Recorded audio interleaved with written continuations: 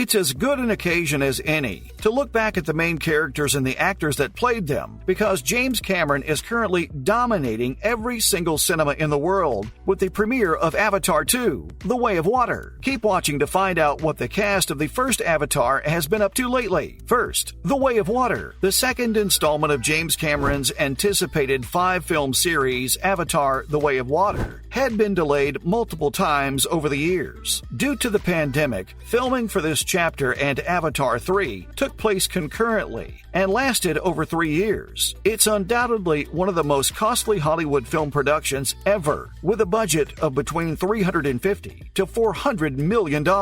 It's safe to assume that everyone will be watching to see if the sequel can unseat its predecessor as the greatest box office success of all time. The movie must be more than a spectacle and emote viewers in order to achieve the same heights. According to director James Cameron, The Way of Water needs to rank at least among the top 4 box office hits of all time to break even. Next up, Laz Alonso as Sute. Laz Alonso manages to land memorable parts effortlessly while juggling a TV and film career alongside. He recently portrayed Mother's Milk in the hit television series The Boys, where he's one of the main members of the original squad. Alonso has a reputation for playing violent, action-packed antagonists, such as the fierce DEA officers in LA's Finest and the villains from Fast and Furious. The contrast between Sute and Mother's Milk is a good example of how he manages to give distinctive performances for each character, despite the fact that many of them share the same characteristics and skills.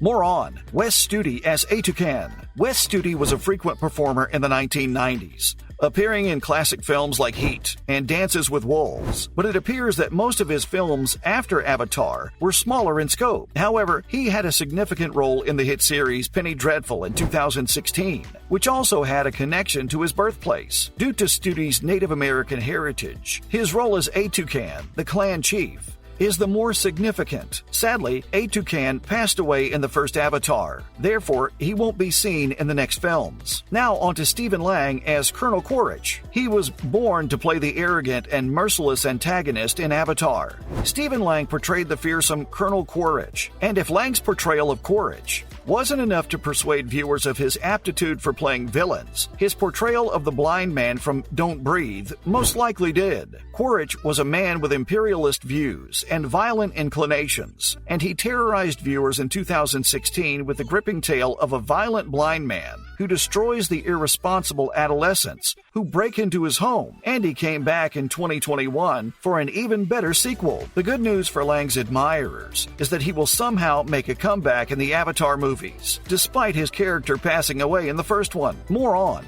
Michelle Rodriguez as Trudy Chacon. With her iconic character Letty Ortiz, Michelle Rodriguez was a standout in all of the Fast and Furious films that were most worth watching again. Her outstanding action performance undoubtedly helped her land the badass role of Trudy Chacon in Avatar, an army of one who joins the Na'vi in the struggle for justice. She has continued to appear in the most current Fast and Furious film, F9. The writers even found means to bring her back from the dead because her character was so important to the series. Since Avatar, Michelle Rodriguez has been in a number of action films and seems to have been bred for scenes involving gunfire and explosions. Let's take a look at CCH Pounder as Moat. It has been reported that CCH Pounder would appear in the next Avatar sequels as the spiritual leader of the Omaticaya clan. Pounder continues to be one of the most active actresses in the film and television industry, appearing in blockbusters like Godzilla, The King of Monsters, as well as popular shows like Sons of Anarchy. She appeared in The Good Fight as Vanetta Clark,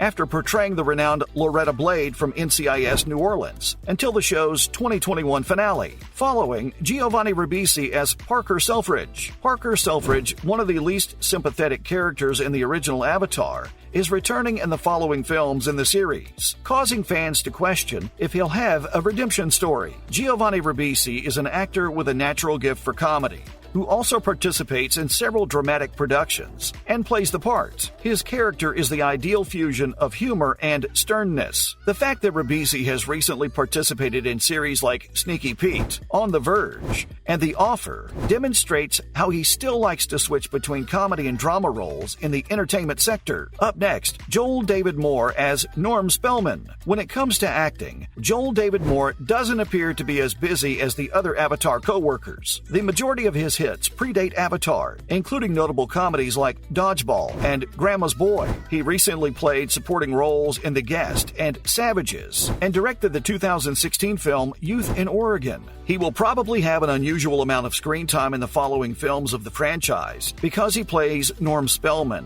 one of Jake Sully's human buddies in the movie Avatar. Next, Sigourney Weaver as Dr. Grace. Sigourney Weaver, one of the best actors in cinematic history, has portrayed many fierce characters throughout her illustrious career, with Dr. Grace standing out as the most endearing. Since she's previously collaborated with Cameron on Aliens, it's not surprising that she'll be back for Avatar 2, even though she'll be playing a completely different role. Weaver has continued to work actively even after many years. She reprises her Ghostbusters Afterlife character Dana Barrett, and also has a significant part in Paul Schrader's most recent film, Master Gardener, which just had its world premiere at the Venice Film Festival. However, with Avatar 2, she accomplished something that most actresses in Hollywood's age-obsessed industry could only hope to do. She was cast in a role of a person who is 59 years younger than her. Yeah, you heard that right. She was killed off in the first movie, but James Cameron was so determined to bring her back that he gave her the role of Kiri,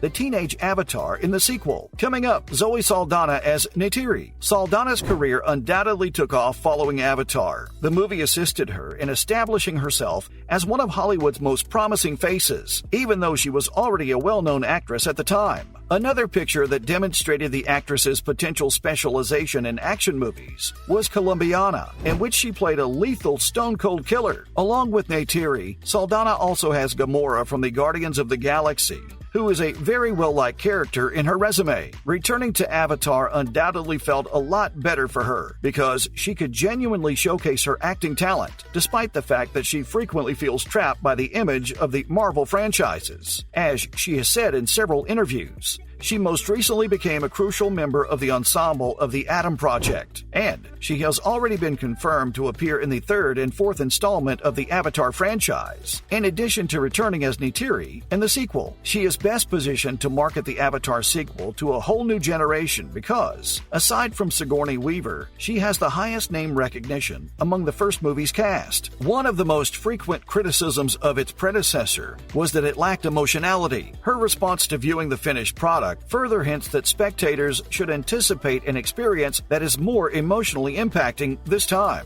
Here's hoping she isn't 70 by the time the next one releases. Finally, Sam Worthington as Jake Sully. In the 13 years after Avatar, Sam Worthington has been in several high-profile films, including Fractured and Hacksaw Ridge, in which he played the valiant Captain Glover. Additionally, he appeared in a number of TV programs, such as the most recent real crime miniseries Under the Banner of Heaven, starring Andrew Garfield, in which Worthington portrays one of the criminals responsible for a notorious crime. Worthington occasionally takes a break between his projects, but as Jake Sully, the protagonist of Avatar, he will likely continue to play a significant role in every installment of the franchise. For his role in Avatar: The Way of Water, the former bricklayer claims that he had to master deep water diving without scuba equipment. He called the movie production, helmed by Titanic hitmaker James Cameron, daunting. Sam told the media that he spent months perfecting his free diving skills under the guidance of the top instructors in the world. In the meantime, he and his wife Laura just switched to vegetarianism after meeting vegan director James. After the release of the first Avatar movie,